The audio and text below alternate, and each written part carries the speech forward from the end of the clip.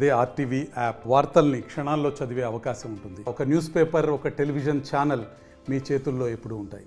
గత మాకు 2016, 2017 మాకు ఇక్కడ ఎస్సీ కార్పొరేషన్ తరపు నుండి బనియానపల్లి మండలము జమ్ములదిన్న గ్రామంలో మాకు ఎకరా 6 లక్షలతో ఇలాంటి పండని పొలాన్ని, ఇలా వాగు పారే పొలాన్ని మాకు ఇచ్చారు. దీన్ని ఏ విధంగా మేము సాగు చేసుకోవాలా, ఏ విధంగా చేసుకోవాలా, మేము ఎన్నో ఏళ్ళ నుండి అర్జీ పెడుతున్నాము. మాకు ఇంతవరకు న్యాయం జరగలే. దీన్ని ఏదో ఒక విధంగా గవర్నమెంట్ యాక్షన్ తీసుకొని మాకు సాగైన పొలము వేరసాటని మాకు సాగుగా పనికొచ్చే పొలం ఇస్తే గవర్నమెంట్ను ఆదకమని మేము ప్రార్థిస్తున్నాం. ఇక పండని పొలాన్ని ఇక్కడ చూడండి, 24 గంటలు ఎనీ టైం వాగు పారుతున్నది. మాకు ఎన్ని ముందుకు నుంటే పారుతుంది. ఇది ఏ వల నుండి కూడా మాకు సహకరిస్తుంది. ఈ పొలము ఫస్ట్ నుండి మాకు ఇదే విధంగానే ఉంది. ఒక్క పారు కూడా వేసుకునికి లేదు, చూసుకునికి లేదు. జమ్ములదిన్న గ్రామానికి చెందిన పొలం ఇది. గవర్నమెంట్ అప్పుడు 6 లక్షలతో మాకు కొనిచ్చి ఇచ్చింది. కానీ మాకు మోసం చేసి ఎకరా 1 లక్ష రూపాయలతో రైతుల కాడ కొని ఈ విధంగా మాకు అన్యాయం జరిగి ఈ విధంగా జరిగింది. చేసినారు, మాకు పండని పొలాన్ని ఇచ్చినారు. దీన్ని పండించుకోమంటే మేము ఏ విధంగా పండించుకోగలము, ఏ విధంగా మేము చేసుకోగలము. 2016, 2017 జరిగినాయి. పాస్బుక్లు కానీ, రిజిస్టర్ కాగితాలు కానీ అన్ని ఎస్సీ కార్పొరేషన్ నుండి వచ్చాయి. మాకు అక్కడనే జరిగినాయి. అక్కడ నుండి మాకు అన్ని అయిపోయినాయి. కనీసం ఇక్కడ కూడా వచ్చి వాళ్ళ సార్లు మాకు చూడడం కానీ జరగలేదు. ఈ పొలమాన్ని కూడా మమ్మల్ని అడగలేదు. బాగుంది అన్నారు కానీ ఇక్కడ వచ్చి వాళ్ళు ఎంక్వైరీ చేయలేదు, ఏం చేయలేదు. పొలం చూపించింది ఒకటి, ఇచ్చింది ఒకటి. పాస్బుక్లు పుట్టేంత వరకు మాకు పొలాలు చూపిలా. పాస్బుక్లు పుట్టినా కూడా 2 సంవత్సరాల తర్వాత కొలత పెట్టినారు. అది ఏ విధంగా కూడా మాకు తెలియదు. ఇప్పుడు పాస్బుక్లు పుట్టినాక మా కోసం ఎత్తులాడుతున్నారు సార్ వాళ్ళు. కానీ ఎత్తులాడినా సరే మాకన్నా చూపించాలి కదా. వాళ్ళన్నా చూడాలా, ఈ వచ్చే గవర్నమెంట్ అన్నా చూడాలా మా పరిష్కారం దీనికి. ఇది ఏ విధంగా దీంట్లో ఏదో ఒకటి కూడా తెలంగాణ అంటుంది. చచ్చిపోతాం మేము దీంట్లో పడి. పొలాల్లో దిగాలన్నా కూడా, ఎవరికి అడగన్నా పోవాలన్నా కూడా. ఇది ఎందుకు ఇచ్చారు మాకు? అసలు తొట్టాగి ఎగిపోయినా బాధలే కదా మాకు ఈ బాధ. ఇన్ని లక్షలు పెట్టుకొని మాకు అవసరమా? 10 లక్షల పైనే మా మీద ఇప్పుడు 7 లక్షలు ఉంది ఒక్కొక్కరి మీద. ఇప్పుడు ఏదైనా వెహికల్ కొనాలన్నా, ఏదన్నా ట్రాక్టర్ తీసుకోవాలన్నా, దీని మీద ట్రాక్టర్ చేసుకోవాలన్నా కూడా 7 లక్షలు ఉంది లోన్ అంటున్నారు. ఏ విధంగా తీసుకోవాలి దీన్ని మేము? మీరే దీనికి పరిష్కారం చేయండి. మాకు ఇవ్వరని మాకు అధికారం లేదు. ఒక్కసారి పడిందంటే అయిపోయా, మళ్ళా తిరిగి రాసేకి రాదు అని అంటున్నారు. మా భార్య పేరు లత, నా పేరు దస్తగిరి. మాది పాస్బుక్లు ఉండేది ఒక విధంగా ఉంది, కొలతలు వేరే విధంగా ఇచ్చినారు. ఈ కాలువ పక్కన ఇచ్చినారు మాది కొలత. మాకు పాస్బుక్ ప్రకారం అని ఇవ్వండి, లేదా ఒక విధంగా మార్చండి. దానికోసం పాస్బుక్లో ఉండేది ఒకటి, ఉత్తర దక్షిణ ఉండే వాళ్ళ పేర్లే లేవు, కానీ కొలతల కాడ వేరే వేరే పేర్లు ఉన్నాయి. దానికి కూడా పరిష్కారం ఏం చేసుకోవాలి మేము? ఎస్సీ కార్పొరేషన్ లో ఎస్సీ ఉమెన్ బెనిఫిషరీస్ కి మేము ల్యాండ్ పర్చేస్ కింద ల్యాండ్ కొనిస్తాము. యాక్చువల్ గా ఉమెన్ బెనిఫిషరీస్ కే ఇస్తాము.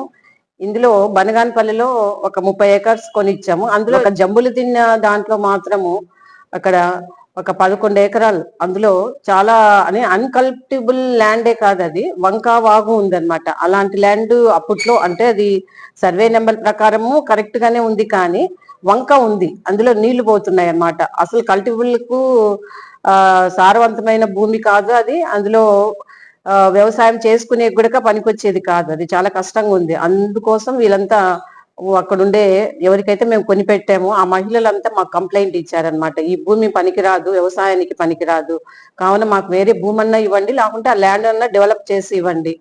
అంటే అది డెవలప్ చేసే కూడా పనికిరాదు, అందులో అన్ని నీళ్లు పోతున్నాయి అన్నమాట. వంకా వాగు ఉంది, ఒక 5 ఎకర్స్ వరకు అది వంకా వాగు ఉంది. దీని మీద రిపోర్ట్ అడిగేది గవర్నమెంట్ ఏం జరిగిందని. అప్పట్లో కొన్నారు, ఒక ఎకరం వచ్చేసి 6 లక్షల తరపున కొన్నారు. ఇప్పుడు దాని మీద కొద్దిగా ఆర్డీఓ గారిని ఎంక్వైరీకి వేశారు. ఆర్డీఓ గారు రిపోర్ట్ బేస్ చేసుకొని గవర్నమెంట్ కు రిపోర్ట్ పంపిస్తాం. దానికి గవర్నమెంట్ డెసిషన్ ఏమి ఇస్తుందో, ఆ ల్యాండ్ డెవలప్ చేస్తుందా లేకుంటే వాళ్ళకి వేరే ల్యాండ్ ఇస్తారా అనే దాని మీద గవర్నమెంట్ డెసిషన్ మీద ఆధారపడి.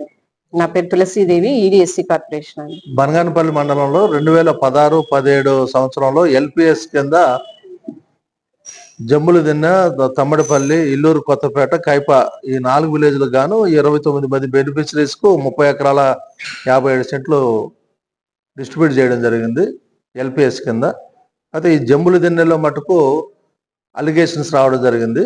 ముఖ్యంగా వ్యవసాయానికి అనుగుణంగా లేని భూమి ఇవ్వడం జరిగిందని, యాక్చువల్గా ఫిజికల్గా ఒక ల్యాండ్ చూపించి రిజిస్ట్రేషన్ ఒక ల్యాండ్ చేయడం జరిగిందని వీళ్ళు అలిగేషన్ చేస్తున్నారు. ఇంకొకటి ఏదంటే పాస్బుక్స్ ఇక్కడ ల్యాండ్ హ్యాండెడ్ ఓవర్ చేయలేదు అన్నది ఒక అలిగేషను. తర్వాత మూడోది వచ్చేసి మెయిన్ ల్యాండ్ వాల్యూ కంటే ఎక్కువ 500 రెట్లు పెంచి ల్యాండ్ వాల్యూ వారికి ఇవ్వడం జరిగింది అనేసి కొనడం జరిగిందని అలిగేషన్. ఈ మూడింటి మీద ఎంక్వైరీ ఆఫీసర్గా ఆర్డీఓ డోన్ నన్ను వేయడం జరిగింది. అలాగే నేను ఈడీఎస్సీ కార్పొరేషన్ గారు రావడం జరిగింది.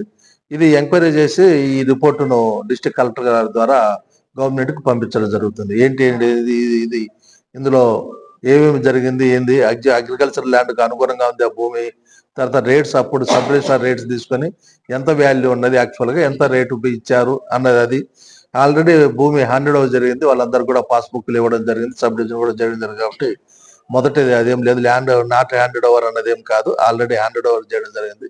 ఎటు వచ్చేసి వ్యవసాయానికి అనుగుణంగా లేదన్నారు, అది కూడా వాస్తవే. అది చూసేసి ఆ రిపోర్టు ప్లస్ ఎంత రేటు పెంచారనేది అప్పుడే ఆ 2016-17 సబ్ రిజిస్ట్రార్ దగ్గర వాల్యూ తీసుకొని యాక్చువల్ వాల్యూ ఎంత, దానికి ఎంత పెంచి వారికి ఇవ్వడం జరిగిందని కూడా ఈ రిపోర్టు ఇవ్వడం జరుగుతుంది. అదేవిధంగా ఈ రైతులు ఈ వ్యవసాయానికి అనుగుణంగా భూములు లేదు, వాళ్ళు ఏమి డిమాండ్ చేశారు ఏంటి, అవి కూడా త్రూ డిస్ట్రిక్ట్ కలెక్టర్ గారి ద్వారా గవర్నమెంట్కి పంపించడం జరుగుతుంది.